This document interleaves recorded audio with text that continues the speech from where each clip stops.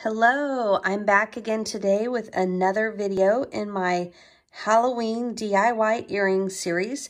If you haven't seen my other videos, I thought first I would show you I have completed my ghost DIY video with this double layered ghost, perfect for Halloween. I've also posted my skull video, and in the video I show several variations of these earrings with lots of different materials, just like I'm going to do today when I make this DIY jack-o'-lantern earring. These are super cute. They are a double layer. Of course, you can make them as big or as small as you'd like. I made them with both cork materials and leather materials. And so these are DIY faux leather. This front layer is this cute mini buffalo check pattern. And then I love the back, this orange. It's not just an orange faux leather, but it's got a great texture to it. So I think it's perfect for pumpkins. And that's why I've been using it a lot this fall. Here's one with cork. I thought these turned out really cute. This is kind of a baby cheetah print. I did go ahead and use the same orange on the back. I thought that was really cute, shining through. I love this blue design. It's so cute. It's like a cheetah, like a blue cheetah. And it's a cork. And then in the back, I don't know if you can notice, the material is a faux leather, but it's kind of like, I like to think of it as faux, I think they call it Saffiano leather. It looks like that. Like, I love the texture. A lot of times you'll see it referenced as like linen because it looks kind of like a linen material. So I bought quite a bit of that in my faux leathers. I think it's just a fun, different look. I love the pebbled faux leather, but I think this is just another look that I really like.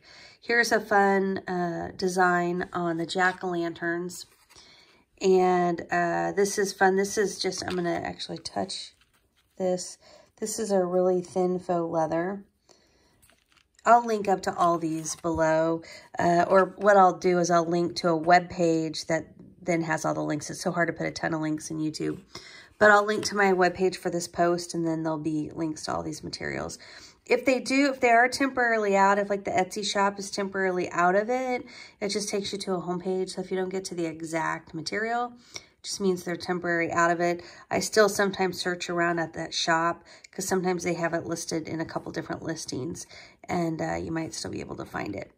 Okay, that one's cute, even with the black in the front. I like that. And then, of course, this is kind of the more traditional, you know, orange in the front and black in the back. I'm kind of trying to remember this back piece of these pumpkins. This is that double-sided faux leather that I've been showing you a lot in my videos, the Halloween series videos. And this is a kit you get on Amazon, and it comes double-sided, and I love it. Like when I'm doing my front pieces on these, I don't really worry about what the back looks like. There's nothing really wrong with this anyway. But a lot of times, if it's the piece that is in the back of the earring, that when you turn, you'll see it, I like it to be double-sided. And so that's the great thing about these double-sided faux leathers is, I don't know if you can tell, it just cuts so perfectly. Like when you're gluing two pieces back to back, that's a little harder. And so I love it when I can use something that's already double-sided before I cut it. And you've seen my videos. We're going to actually do that today. We're going to double-side it ourselves. But anyway, I'll link to that Amazon double-sided faux leather. And I use that anywhere you see the blacks. You know, here I did that.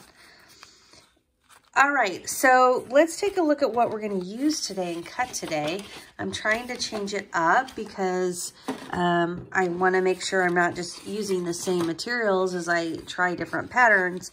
And so today I decided in this one, I'm going to use this Hobby Lobby faux leather. This is something that a lot of you use. It's so easy to get your hands on, and you look at the price. They have it like 50% off. I feel like every few weeks, every other week. I think for 2 weeks, every 2 weeks or something like that. And so these are really easy to get your hands on, and they're a super great price. So I thought I would take a look. I hesitated a little because I like to have orange in my pumpkins.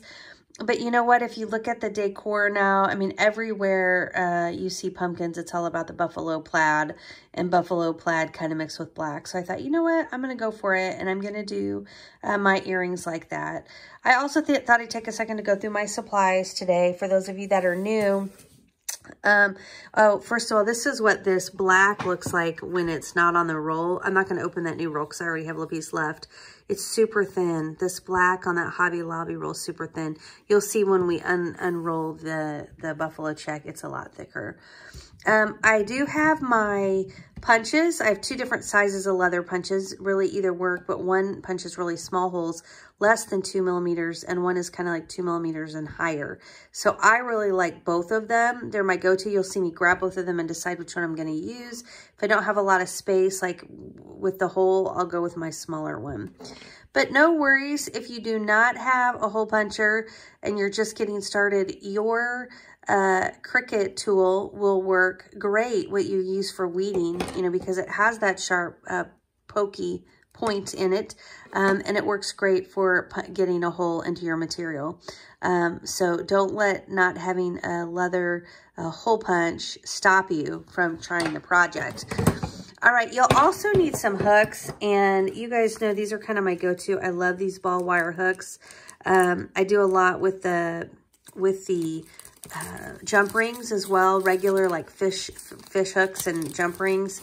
These are just nice though because you punch the hole and then the earring hook just goes right into that hole and you're done. It's like voila, you're ready. So we're going to use those today. I'm going to use some transfer paper. I do this in all of my earring projects because it really helps keep my mat clean. And when I'm using like this thin faux leather, I really need it. Otherwise, I have a hard time getting my cut in.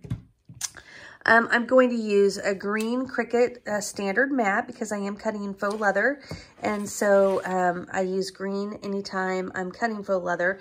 And then, of course, I'm going to be using my Cricut machine. I'm using the Cricut Maker. You can cut these materials on the Cricut Explore Air as well. So either way, I'll try to mention the difference, but it won't really matter for you today. You can complete this project just as I can. And with that, I think we're ready to get started. Okay, so I have my blank screen in Cricut Design Space, and the first thing that I need to do is get my SVG file into the mat. So I've already loaded that. If I haven't, by the way, I'm going to link to this jack-o'-lantern below. I really liked him because he was a really happy jack-o'-lantern. I'm going to show you his face again. See how, trying to get a good lighting on that. It's, some of them look kind of evil, and I thought he was like really friendly, like a friendly looking jack-o'-lantern. And so I'll link to that below, but I've already uploaded mine. If you have found one, you can just come over here and upload in the bottom lower icon on this menu on the left side. I've already uploaded mine, so I'm going to come straight here to the images. And I click it like 3 times. There twice as I clicked it. And then over here, I'm going to select ownership from the menu because I just want to filter it a little. This is your filter drop-down menu. And so I'm filtering by ownership and I'm filtering by what I've uploaded because I just want to get to this image quickly. And this is crazy. This is at the top of my list. That never happens to me. That's so bizarre. So I'm going to go ahead and I'm going to pull this one. This has both the image that I bought here. It includes all of these things. And so I'm going to just pull in this one because I'm doing a 2-layer. So I highlighted, the image is green, and once it's selected, I click on Insert Images. Now, the first thing I want to do is just get this size under control. It came in at 20 inches wide and about 8 inches tall. You can see that up here in the width field at the top and the height field. And so it is locked right there. That means proportions are locked. So if I change a number in one, it's automatically going to change the number in the other. So I'm going to leave that locked. If I wanted to unlock it, I could click on it. And I'm going to change my height to 2 because that's the height I want for these earrings.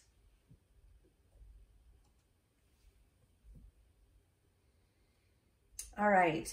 Now, the other thing I want to do is I want to get rid of this green piece. I'm not gonna do that. I'm just gonna have these 2 layers without throwing a third one on. You could cut another piece this size, like in green, and then before you put your hook on, you would just put it in the front and it would dangle kind of in front, giving that other color. I'm just not gonna do that today. So what I need to do is I need to be able to treat these files separately. So while it's selected and there's a blue line around the whole thing, I'm going to come up here and I'm going to click on ungroup. And then I'm going to go ahead and get rid of this. Again, you could keep this if you wanted to just dangle that other piece, just put it right in front of the front and it would just kind of dangle there as part of the stem. I've done this a lot. I should do some of these for Christmas. I've got several of these.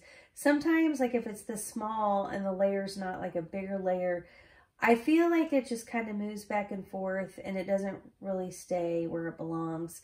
I just don't have a whole lot of value in one that small. So I'm going to delete it by clicking on it and clicking on the X. The next thing that I want to do is I want to control my circles at the top, especially when you're working with really thin materials.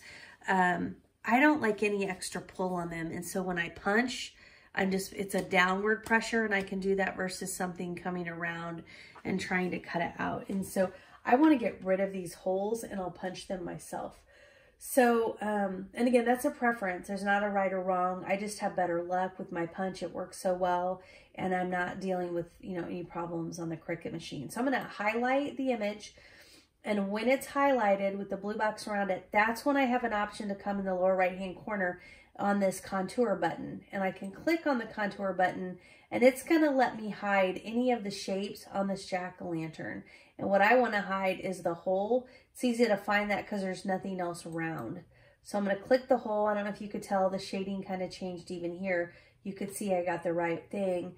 And then when I X out, there's not a hole in there anymore. I'm going to do the same thing with my black pumpkin. So I'm going to click on my black pumpkin now. I know I've selected it because the box is around him. I'm going to go in the lower right-hand corner again, click on contour. And again, I want to get rid of my hole. This time, watch over here when I do it. I'm going to click on it and see how it got even lighter over there. And notice I'm not coming down here and clicking after I select it, then I just click X. That's kind of counterintuitive to me because usually you feel like you're not doing anything if you exit out, before you do a save or apply type of a button.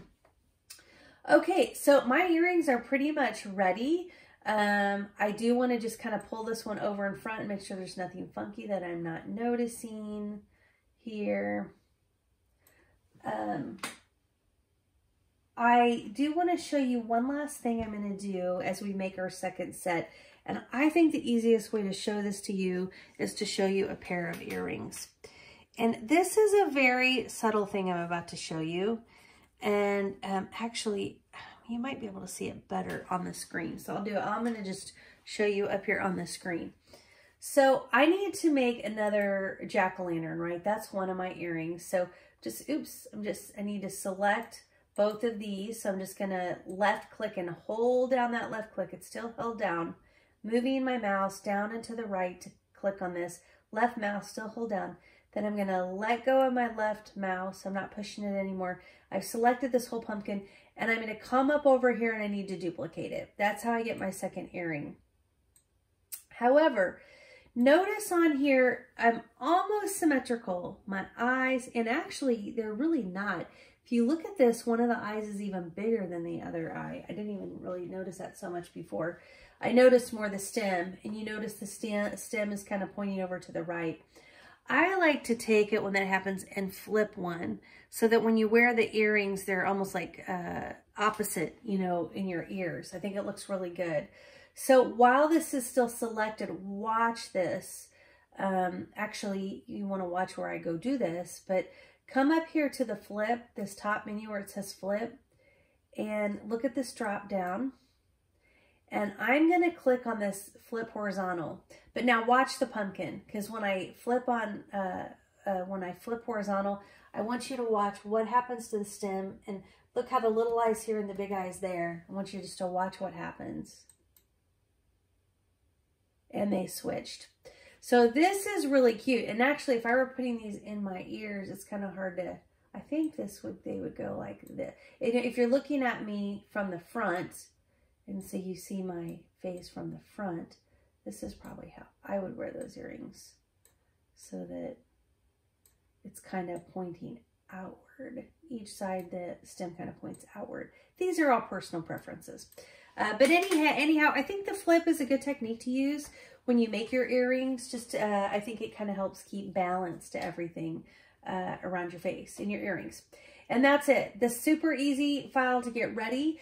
So we can come on over here and click on our makeup button. And the first mat that it's bringing up for us is our black mat. Again, this is going to be our Hobby Lobby faux leather wide ribbon.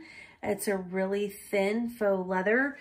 In fact, if you were just going to use this single layer, I would tell you it's a pretty hard material to use single layer because it is so thin. It's probably going to curl. It's just not going to, I just don't think they hold great in a single layer when it's this thin. Now what we're going to do is we're going to double layer this thing up. And so it's going to be a great sturdy layer, probably even on its own, but especially as a back layer. I do want to point out one other material that I could have used, and I'm not using it because I'm going to use it for my next project, which is going to be bats. This is another Hobby Lobby material, and it's a glitter material. It's a glitter faux leather. And so I'm going to use it. It's really cute. It's got this great shiny glitter to it. And I thought it would be perfect for my bats. And people are always asking me, you know, how do you cut Hobby Lobby faux leather? I'm going to do another one. The pebbled Hobby Lobby faux leather is the hardest to work with. So I'm going to do one. I don't have a color that works with this project. I almost did it with like a creamish, goldish. I think it was more of a goldish pebbled, and I'll find one. I'm going to find one to do with that because I get a lot of questions about how to cut that. But stay tuned. If you want to see the glitter Hobby Lobby, I'm going to do that with my bats. But for right now, this is just the regular, really super, super soft faux leather. The other thing I like about this Hobby Lobby one, it's black on the back. Now, it doesn't matter if you don't see the back. Like in our case, we won't see it because we're going to do back to back. But I like it when it's a front layer, and when that front layer does show on the back side, it's this pretty black and not like that tan color. I'm not a huge fan of that. All right, so why don't we go ahead and get ready and get our mat ready. Now, I'm cutting my contact paper. That's the first thing I'm going to put down onto my mat. And you'll notice this isn't a Cricut contact paper. I use Cricut contact paper a lot. I use the standard grip and the strong grip when I'm doing my earrings. I typically only use the strong grip when I am cutting something that has a lot of cutouts in the middle and I really want a good hold, because as you cut lots of things, it's just doing a lot of things to pull that material off the mat. And so the strong grip really holds it down. I use a lot of contact paper because I use it on every cut I do. It would be super rare, or maybe if I'm just kind of being lazy and I don't want to go, you know, get my stuff out, I might do it. It's pretty rare though, because it keeps my mat really clean and it gives me a really nice hold on my mat.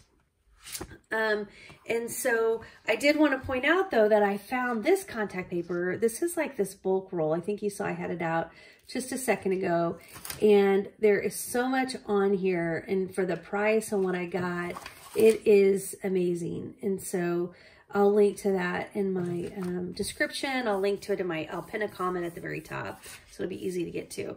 But I feel like I am saving so much more money now because, you know, contact paper, I call it contact paper. I hate it when I do that. Transfer paper. Transfer paper gets expensive. So our Cricut mat's ready. Now we need to prepare our faux leather. I did go ahead and pre-cut the faux leather because I know that I need, according to my mat here, and you can't see it on the screen, but I can see it. My pumpkins go about 5 inches wide and about, I'm gonna say 2.5 inches tall, because you know it doesn't start at the very top. So I need material about that size. And so I've cut myself 2 pieces of material that are about 5 by 3 off of my faux leather. And now what I need to do is I need to get them, I'm gonna say glued together, adhered together, before I put this leather on my mat to cut it. Now, if you don't wanna do that, I just wanted to show you, I just cut some of these pumpkins on my Cricut, and these are single layered. I just wanted you to kind of see how they cut. And honestly, if you were going to do them back to back, just pretend I have another layer here of my pumpkin. So you would have two together. That gives you a little more thickness too. I just wanted to show you, you might have enough sturdiness not to have to do back to back. This looks so good being that it's black on the back. I think it looks great. I wouldn't be putting the leather back to back right now because I think it needs to from what it looks like, because it looks fabulous. And really when you put these two together, they're still just kind of a little thin. I feel better about doing what we're doing, but I wanted to show you. And then I also wanted to tell you what I cut it on. So if you're cutting the single layer of the Hobby Lobby thin black faux leather, I cut it on shimmered leather, but I changed my pressure to less pressure. Probably still didn't need to go as strong as shimmered leather. I can't help it. That's what I do. I feel really comfortable with that setting, but I did change it to less because it is so thin. It doesn't appear that my mat has any marks. I'm looking at my mat right now. I see no marks in my mat whatsoever.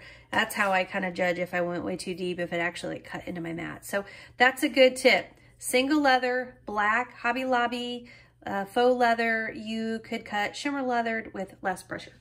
Okay, so sorry, let's go ahead and continue and we'll talk about how to iron this on or iron this together. I'm gonna use my Cricut Easy Press. Love my Cricut Easy Press. I've got this size, and then I've also got, I don't want my head to go in front of the camera. I've also got this size, which is my mini, which I use for all my earrings when I don't know what's on the bottom of that. Whenever I do iron on my earrings, I love to use my mini press. Okay, so I have got it set to 245 degrees. I have it set to about 8 seconds. I might do maybe closer to 10, but you don't need to leave this on very long. And especially when you're working with this really thin faux leather, you have to be super careful. So I'd be better off to end early. And then if I don't feel like I have the stick, then I can come back down and add more. I'm using Heat and Bond today. I'll link up to this below. Love Heat and Bond. This is a ginormous roll, and it lasts a very long time because there's so much on here. Again, I like this because it lets you get your layers back to back before you do your cut. And then that way, your earrings line up perfectly. I don't care how good I try, how well I try to line up my,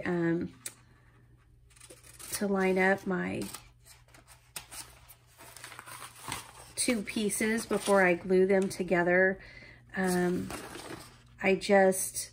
It's never 100%. And so if you get your leather together ahead of time, you're not doing that. You know, you're cutting it and it's already together.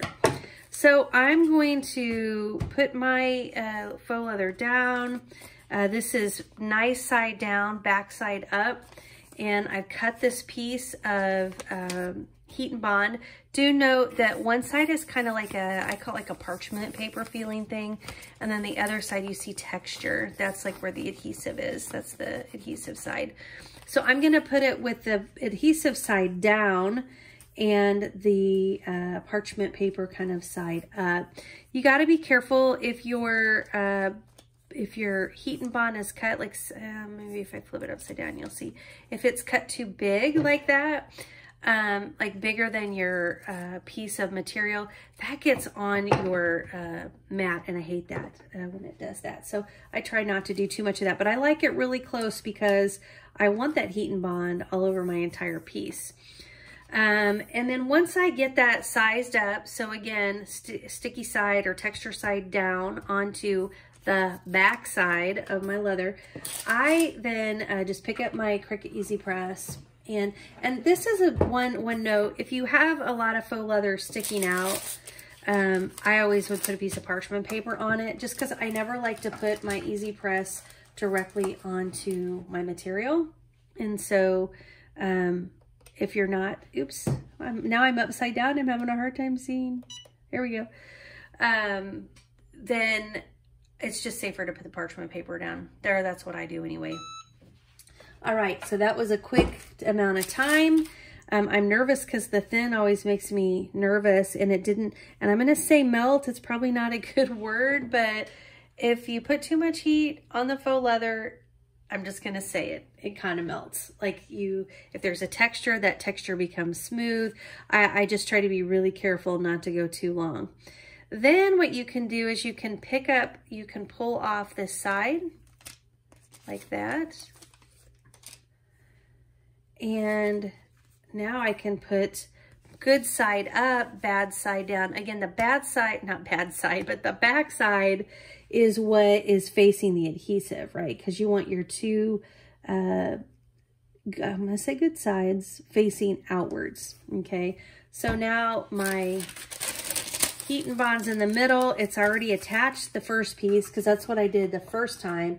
Now what I'm doing is I'm getting it adhered to the other side, and in fact then what that's doing is it's getting these two pieces together. That time goes really fast. It does not take long for that to heat up. Now sometimes you'll pick this up and you won't be attached, so I have to kind of look and see, did it do the trick? I don't know. I think I'm gonna go just a tiny bit more. It's melty, I could see that. Melty, I don't know if that's a good word to use. The adhesive, you know, it gets hot, and so that's what then lets it stick.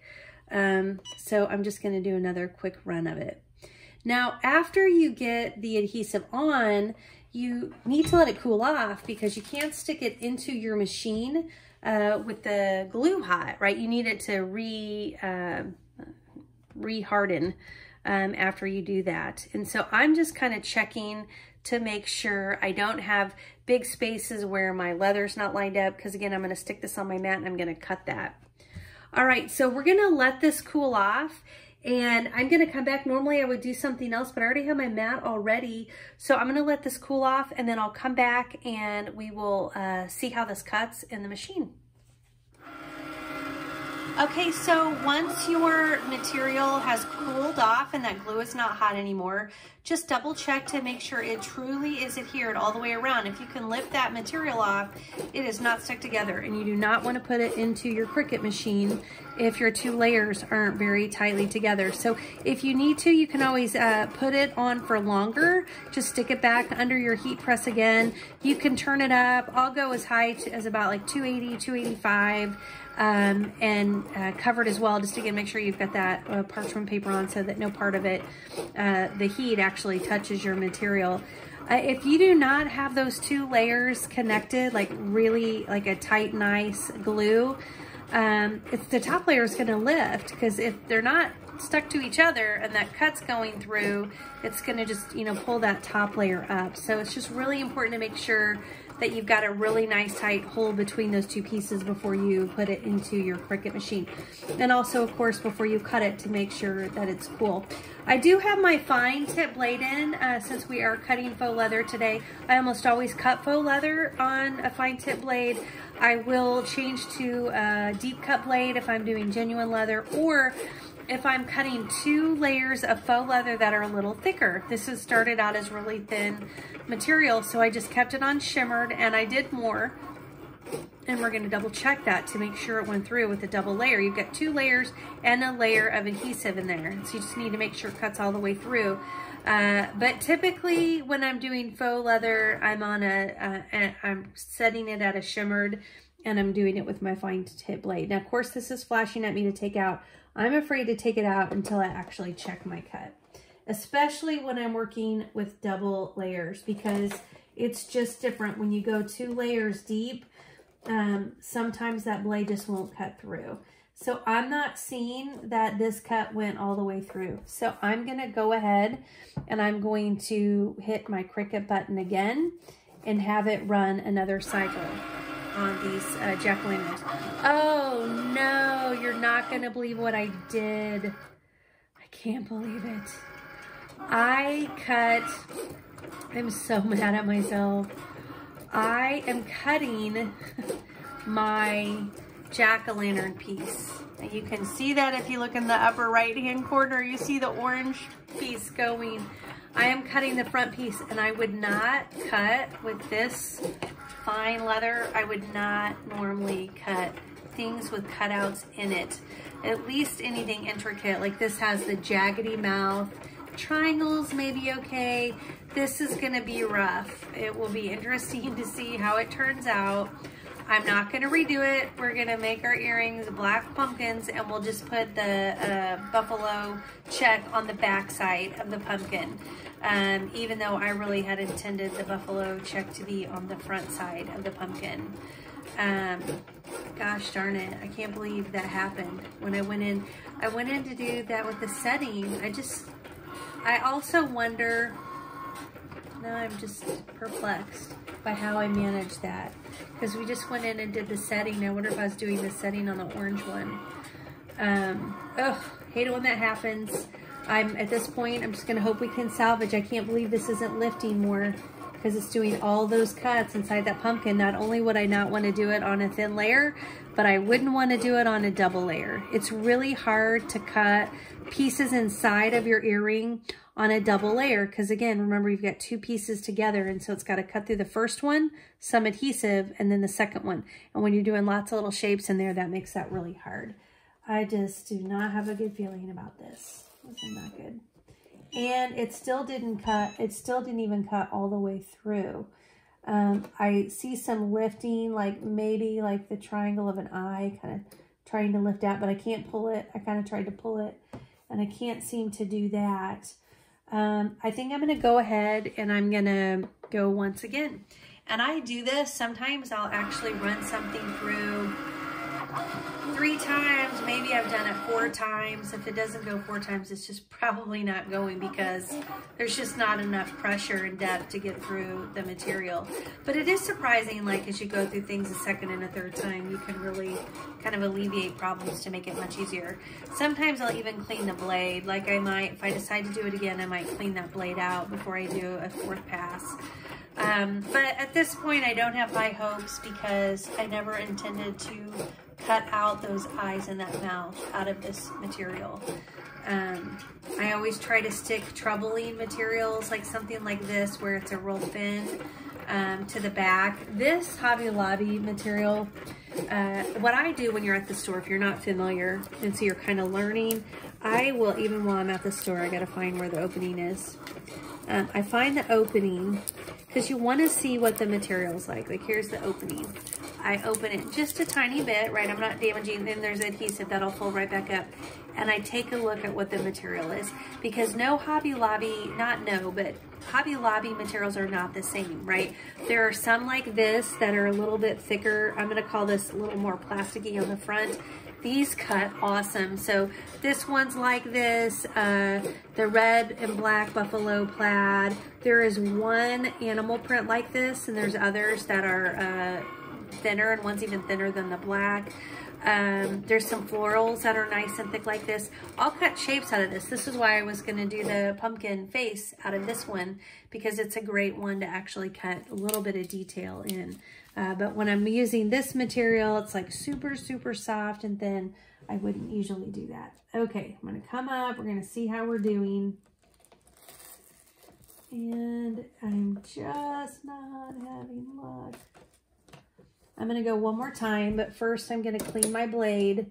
So the blade looks great. I don't see any problems with the blade.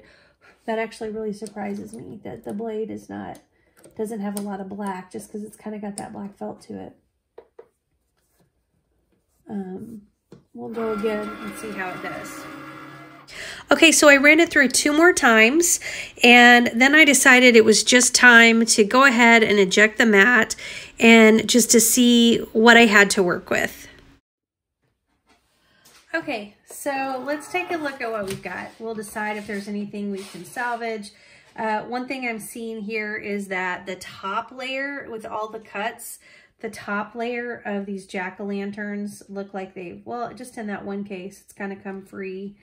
I actually seem to have a problem even with my, I actually seem to have a problem with even how I laid it out, and then I don't think it looks like I had enough material to cover my space. So one of the things I was going to show you, I'm guessing this will be the case. This will be interesting. A lot of times when I'm working with doubled faux leather, it's really cut. It's just a matter of kind of getting that final push through. And you can kind of decide, you know, if that's a final push through you're going to do by tearing or by cutting. I'm trying to find my little scissors here. It was actually pretty easy to take my scissors and just trim around my jack-o'-lantern and get all of the pieces out. Okay, so I got in and I trimmed out my jack-o'-lanterns. I actually think they turned out really cute. I didn't have a hard time. Once I got the pieces out, I went in and I kind of straightened it out a little bit, but that's the great thing about jack-o'-lanterns is it's not even like they're perfect anyway, because, you know, they're kind of hard to cut. So I think these turned out really cute. Definitely wasn't my plan to put the black in the front, but now I can go ahead and I can cut solid pumpkins for the back to put behind. Okay, so now I need to cut my buffalo plaid faux leather. So I'm just going to continue with that mat up. I'm going to set that on shimmered leather. I actually, another reason I wanted to lay this out like I did is that when I've used this before, I've had a hard time taking this back to back with shimmered leather. I'll tell you what I've tried, and then if you try something and you get it to work, I would love to hear. I have done my heat and bond to get the material back to back. I've tried to cut it on genuine leather. I've tried to cut it on genuine leather less. I've tried to cut it on shimmered leather more and shimmered leather. And no matter which of those 4 settings I used, I couldn't, and I've used a deep cut blade anytime I had the genuine leather setting, and I had the regular blade, fine cut blade when I've done the shimmered leather setting. I've used a purple mat with the genuine leather and a green with the other. I can't get it to work. I'm just telling you, I double side things all the time. I don't know what the problem is. So if you get that to work, great. For this project, this is a nice thick cut, and it's got a really pretty white on the back. I never really mind it showing if it's white. I just don't really like it if it's that brown. And so I am going to just set it on my shimmered leather. Since I am doing single-sided, I don't need to take it off of default. That works just fine. And now I'm ready to get my mat ready.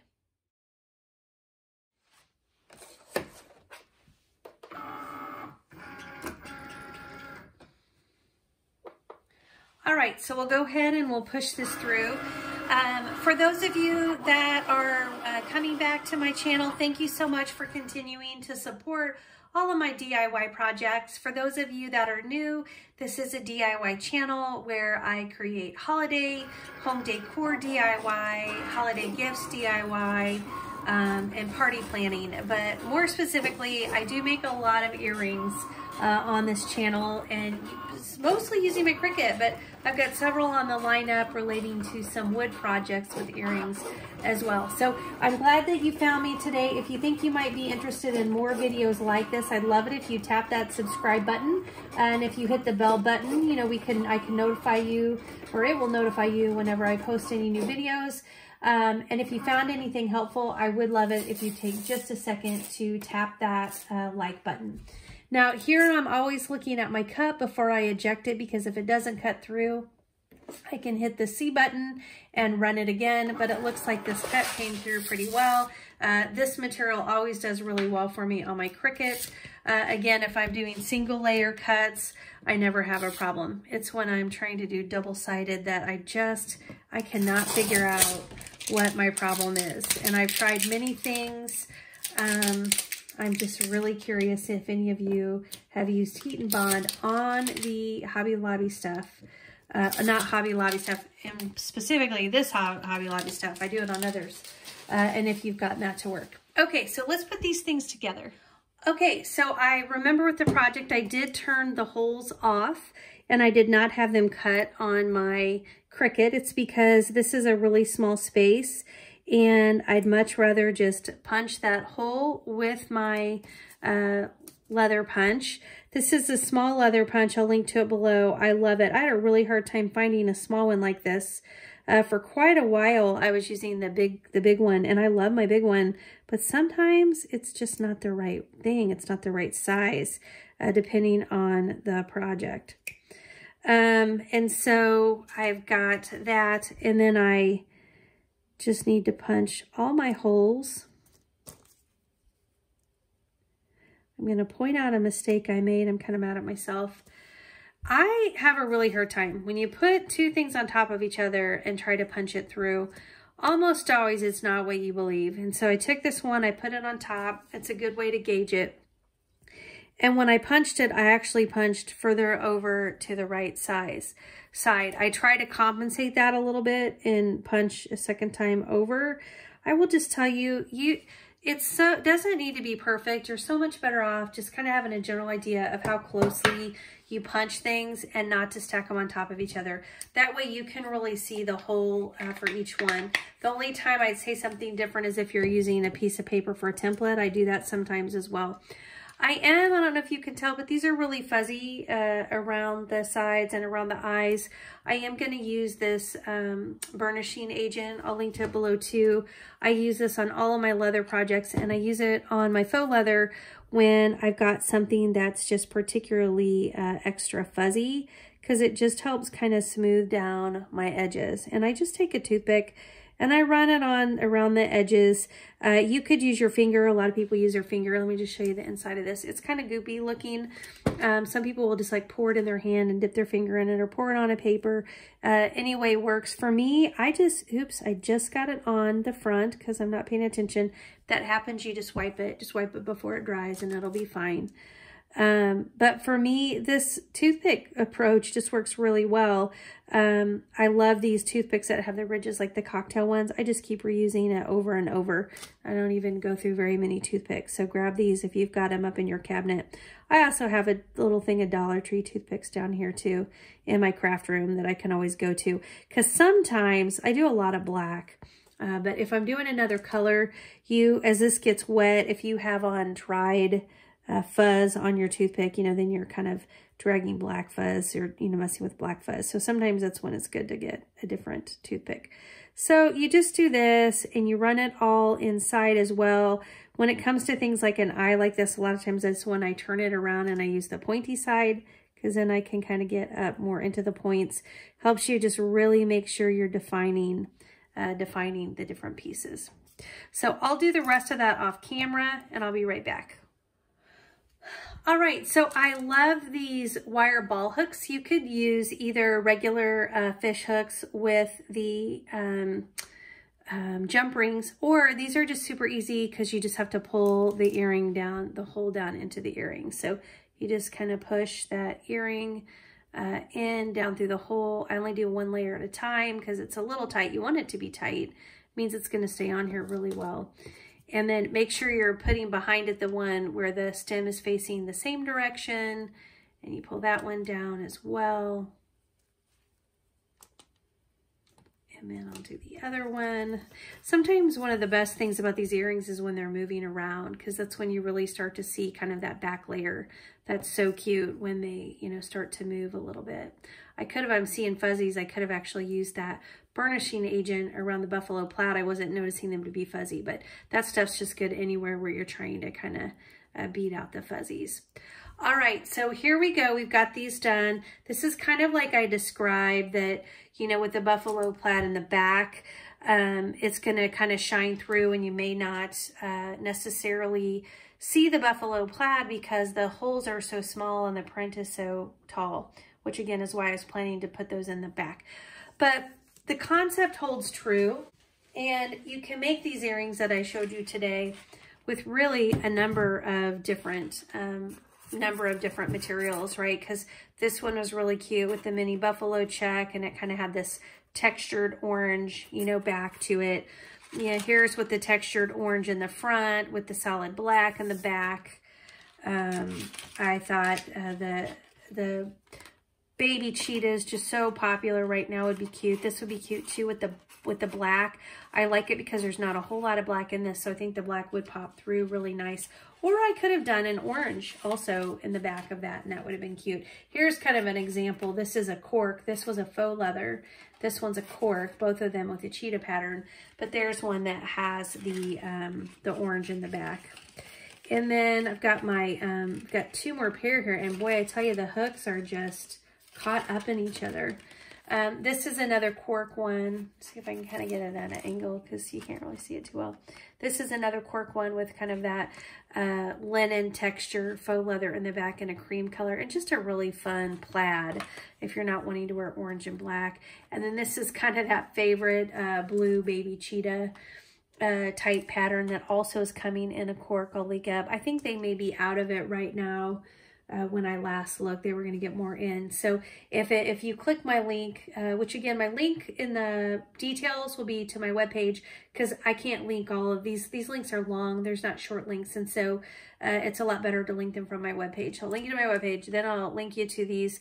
And if you get to just the shop owner, it means that it's out of stock, so it kind of reroutes you to their shop, but you can still kind of look around there for it, because sometimes they'll have the same material, they'll just have like in a different bundle or something. So I've always learned when I'm shopping other people's stuff, I will just look around that shop and see if I can find it.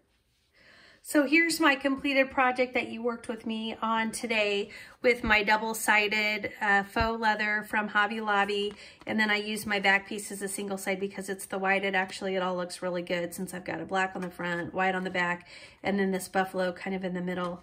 I think it turned out pretty cute. I think if it had turned out like I had planned with a buffalo in the front, I think I would have liked it a little bit better. And that wraps up my pumpkin earrings. I said at the beginning, you know, I finished up and posted my skull earrings. I also posted my video project on my ghost earrings.